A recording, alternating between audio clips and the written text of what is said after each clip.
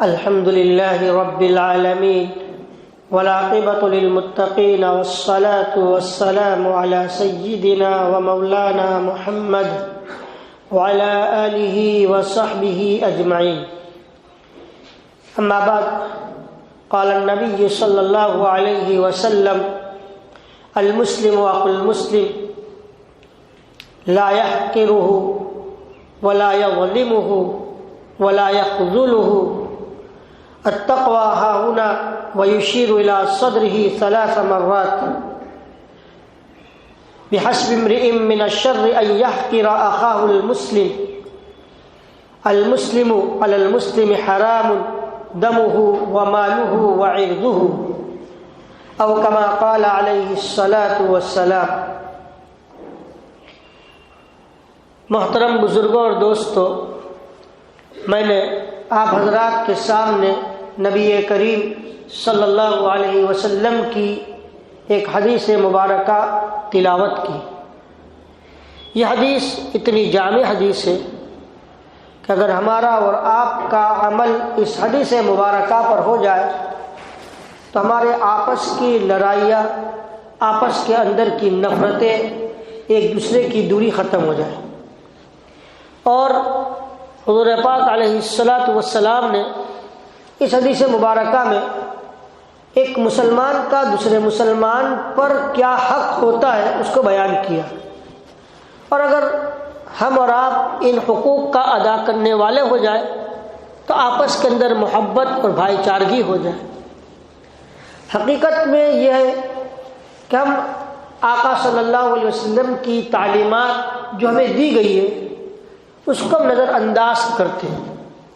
بلکہ آج تو افسوس کی بات یہ ہے کہ ہمیں اسلامی تعلیمات اتنی عمدہ نہیں لگتی، مگر جہاں یہی بات کسی غیروں کے اندر دیکھتے ہیں تو کہتے ہیں دیکھو غیروں کے اندر کیا تعلیم ہے، غیروں میں کیا اخلاق ہے. اگر وہ نہیں سوچتے کہ انہوں نے جو پڑھا اس پر عمل کیا، ہماری تعلیمات اور ہمیں اللہ کے رسول صلی اللہ علیہ وسلم نے جو اخلاق مبارکہ سکھلائے وہ تو اس سے اونچے اخلاق تو ہو ہی نہیں سکتے، اس سے اونچی تعلیم تو ہو ہی نہیں سکتی. لیکن افسوس ہے کہ ہم پڑھتے ہیں، سنتے ہیں اور عمل ہمارا نہیں ہوتا، اور اتنا عمل ہم چھوڑتے ہیں کہ ہم بھول جاتے ہیں کہ ہمیں آقا صلی اللہ علیہ وسلم نے کیا تعلیم دی. اس لیے یہاں اس حدیث مبارکہ میں نبی اکرم صلی اللہ علیہ وسلم نے فرمایا کہ مسلمان کا بھائی ہوتا ہے سب سے پہلی بات. اور قرآن میں بھی انما المؤمنون اخوہ، کہ ایمان والے آپس میں ایک دوسرے کے بھائی ہیں.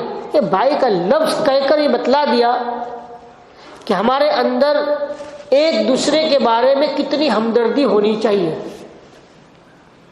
ایک بھائی کے دل میں اپنے دوسرے بھائی کے بارے میں کتنی ہمدردی ہوتی ہے. آج ہم اور آپ دیکھیں کہ کیا جو اللہ تبارک و تعالیٰ نے قرآن پاک میں جو ارشاد فرمایا اور نبی کریم صلی اللہ علیہ وسلم نے حدیث مبارکہ میں جو ارشاد فرمایا، کیا ہم اس طرح جیتے ہیں، اس طرح رہتے ہیں، ہمارا اس طرح تعلق ہے، ہمارا وہ اخلاق ہے کہ ہم اپنے مسلمان بھائی کو بھائی سمجھتے ہو؟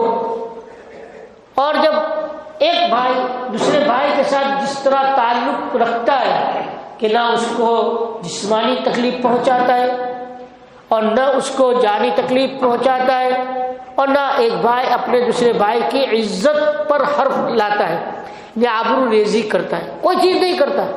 کیوں؟ اس کو معلوم ہے کہ تو میرا بھائی ہے.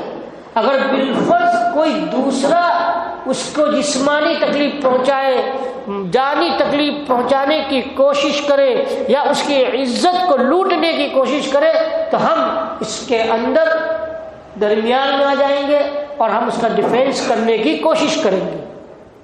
یا نبی کریم صلی اللہ علیہ وسلم فرماتے المسلم اخو المسلم، کہ مسلمان تو مسلمان کا بھائی ہے، کہ لا یحقرہ، کہ وہ نہ ایک دوسرے کو ذلیل سمجھتا ہے. آج یہ بھی چیز دیکھی جاتی ہے کہ جہاں اللہ تبارک و تعالیٰ نے کسی کو کوئی ہنر عطا فرما دیا، مال دے دیا، عہدہ دے دیا، تو اپنے دوسرے جو اس سے نیچے لوگ ہیں اس کو حقیر اور ذلیل سمجھتے ہیں۔ حالانکہ یہ صاف بات بتا دی کہ مسلمان کا بھائی ہے، جیسے ایک بھائی اپنے بھائی کو حقیر اور ذلیل نہیں سمجھتا، اس طرح ہمارا بھی فرض بنتا ہے کہ ہم اپنے مسلمان بھائی کو حقیر اور ذلیل نہ سمجھیں۔ اگر اللہ تبارک و تعالیٰ نے کتنا ہی آپ کو منصب و عہدہ دے دیا ہو، کتنا ہی اللہ نے آپ کو مال دے دیا ہو، دنیا میں وجاہت اللہ نے آپ کو عطا فرما دی ہو، مگر آپ کے لیے اس بات کی اجازت نہیں ہے کہ ہم اس کی وجہ سے ہم اپنے بھائی کو حقیر اور ذلیل سمجھیں، اور نہ ایک دوسرے پر ظلم کرتا ہے۔ کتنی زبردست روایت ہے۔ سمجھ جائیے کہ ایک مسلمان دوسرے مسلمان پر کسی وجہ سے ظلم کر رہا ہے تو اسے نبی کریم صلی اللہ علیہ وسلم کی یہ تعلیم پر عمل نہیں ہے، یا اسے معلوم نہیں ہے، یا معلوم ہونے کے بعد وہ اس کو چھوڑ رہا ہے۔ پھر فرمایا ولا یخذل، اس کو بے یار و مددگار نہیں چھوڑتا۔ ایک مسلمان دوسرے مسلمان کو کبھی بھی یار و مددگار نہیں چھوڑے گا۔ جہاں اسے ہمارا سگا بھائی ہے، ہمارے بھائی کے اعتبار سے اگر کوئی ضرورت پیش آ گئی اور وہ کمزور ہے، اس کو کوئی مالی ضرورت، کوئی اپنی ایسی ضرورت پیش آ گئی جو ہم اس کا تعاون کریں، اگر بھائی ہوگا تو اس کے بالکل سامنے آ کر اس کا پوری کوشش کرے گا کہ اس کا ساتھ دے۔ یہاں پر بھی نبی اکرم صلی اللہ علیہ وسلم نے فرمایا کہ اگر آپ کا مسلمان بھائی کسی آپ کی ضرورت کا محتاج ہو تو آپ اس کو بے یار و مددگار نہیں چھوڑیں گے۔ آج تو بڑا عجیب غریب معاملہ ہے کہ ہم خود اس بات کا احساس کرتے ہیں کہ ہمارا بھائی ہمارے تعاون کا محتاج ہے، مگر پھر بھی ہم اس کو نظر انداز کر دیتے ہیں۔ اور آگے نبی کریم صلی اللہ علیہ وسلم نے فرمایا التقوی ها هنا ويشير الى صدره 3 مرات، التقوی ها هنا، التقوی ها هنا، التقوی ها هنا ويشير الى صدره 3 مرات۔ تقوی کا تعلق دل سے، ظاہر جو چیز ہے اس کا نام تقوی نہیں ہے، تقوی کا تعلق تو سب دل سے، یہ بہت ضروری ہے۔ دل ہمارا اپنے مسلمان بھائی کے بارے میں صاف ہو، آئینے کے معنی صاف ہو۔ دل ہمارے مسلمان بھائی کے بارے میں کبھی ہمارے دل کے اندر کبر و تکبر نہ ہو، بڑائی نہ ہو، جس کی بنیاد پر ہم اپنے بھائی کو حقیر اور ذلیل سمجھیں۔ ہمارے دل کے اندر تواضع ہو، اس لیے کہ یہ سب چیزیں تقویٰ کی صفات ہیں۔ آج انسان نماز پڑھ لیتا ہے، روزہ رکھ لیتا ہے، حج کر لیتا ہے، قرآن پاک کی تلاوت کر لیتا ہے، ظاہری اعمال کر لیتا ہے، اور وہ سمجھتا ہے کہ میں بڑا متقی ہو گیا۔ ہاں ضرور تو عبادت گزار ہے، تو عبادت کر رہا ہے، لیکن تقوی کا تعلق دل اور قلب سے ہے۔ ہمارا دل صاف ہے، اپنے کسی مسلمان بھائی کے بارے میں کوئی نفرت اور کینہ نہیں، کوئی برائی نہیں ہمارے دل کے اندر۔ ذرا دنیا کے اندر اللہ تبارک و تعالیٰ کچھ دے دیتا ہے تو یقینی طور پر انسان برا بن جاتا ہے، اور اس کے دل کے اندر برائی آ جاتی ہے۔ یہ ہے خطرناک چیز، یہ ہے چیز خطرناک، اور اسی کو سمجھنا ہے۔ ہمارے اسلاف، ہمارے بزرگان دین ہمیں صحابہ کرام رضوان اللہ تعالی علیہم اجمعین کے حالات کو پڑھے۔ حضرت ابو عبیدہ ابن جراح رضی اللہ تعالی عنہ جب ان کا ملک شام کا وہ گورنر بنے، اور اس وقت ملک شام بڑی ہریالی والی جگہ تھی، بڑی خوبصورت جگہ تھی، اور سب سے زیادہ مال وہیں سے آ رہا تھا۔ حضرت عمر فاروق رضی اللہ تعالی عنہ کے دل میں آیا کہ حضرت ابو عبیدہ ابن جراح کو جا کر دیکھوں، بہت مال والی جگہ پر گورنر بنے، بہت بڑائی ان کے دل میں آ گئی ہوگی، اور مال کی وجہ سے ان کے دل میں عیش پرستی آ گئی ہوگی۔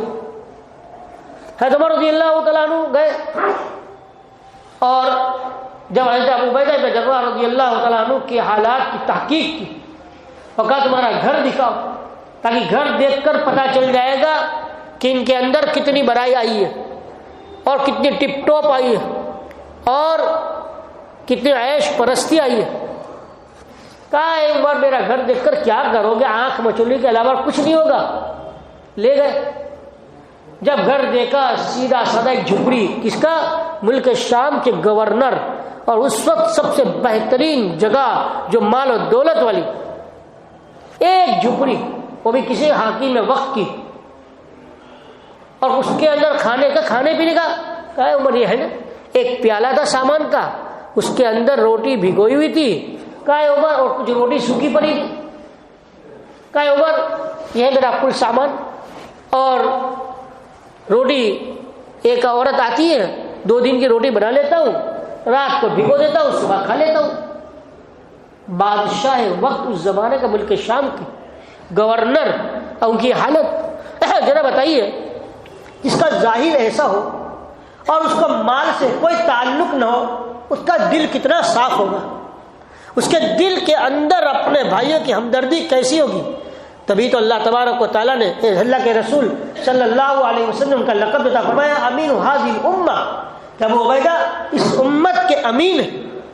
میں بھی کچھ وقت پہلے کتاب دیکھ رہا تھا، اس کے اندر حضرت ابو عبیدہ رضی اللہ تعالیٰ عنہ کو امین کا لقب کیسے ملا؟ بڑا لقب ہے. جب حضرت عمر رضی اللہ تعالیٰ عنہ کی شہادت کا وقت آیا تو حضرت عمر رضی اللہ تعالیٰ عنہ نے 6 نام دیے تھے، کیا میں جب جاؤں 6 میں سے کسی ایک کو خلیفہ بنا دینا. اور یہ بھی کہا کہ اگر آج ابو عبیدہ زندہ ہوتے تو میں ابو عبیدہ ہی کو خلیفہ بناتا، اس لیے کہ ان پر اللہ کے رسول صلی اللہ علیہ وسلم نے اس لقب ان کو لقب دیا تھا امین ھذی الامہ. اس لیے کہ جب غزوہ احد غالباً اس وقت حضرت ابو عبیدہ بن جراح رضی اللہ تعالی عنہ نے اپنے باپ کا سر قلم کر لیا تھا، اس سے وہ کفار کی طرف سے آئے تھے، اور حضرت ابو عبیدہ بن جراح رضی اللہ تعالیٰ نبی کریم صلی اللہ علیہ وسلم کے ساتھ لڑنے کے لیے گئے تھے. میدان جنگ میں دونوں کا مقابلہ ہو گیا. حضرت ابو عبیدہ نے اپنے باپ کے سر کو قلم کیا اور سر لے کر نبی کریم صلی اللہ علیہ وسلم کی خدمت میں آ کر رکھ دیا. فرمایا امین ھذی الامہ. یہ محبت جب آ گئی امانت داری کے ساتھ، اب یہاں پدر کی اور باپ کی محبت نہیں آئی درمیان میں. خیر، میں یہ بتلا رہا تھا کہ دیکھیے نبی کریم صلی اللہ علیہ وسلم نے 3 چیزیں بیان فرمائی ہیں. ایک بات یاد رکھیے، 3 چیزیں ایسی ہیں جو انسان کے طور پر، ایک انسان کا جسم، ایک انسان کی جان اور ایک انسان کا مال، جو ان تینوں چیزوں کی انسان کو حفاظت کرنی ہوتی ہے. اور یہ ایک مسلمان پر یہی چیز ہے کہ ایک مسلمان اپنے مسلمان بھائی کی جسم کی بھی حفاظت کرے، اس کے جان کی بھی حفاظت کرے اور اس کے مال کی بھی حفاظت کرے. مسلمان کی جان، مسلمان کا مال اور مسلمان کی عزت اللہ تبارک و تعالیٰ کے وہ مرتبہ اور وہ مقام رکھتی ہے جو بیت اللہ شریف سے بھی زیادہ ہے.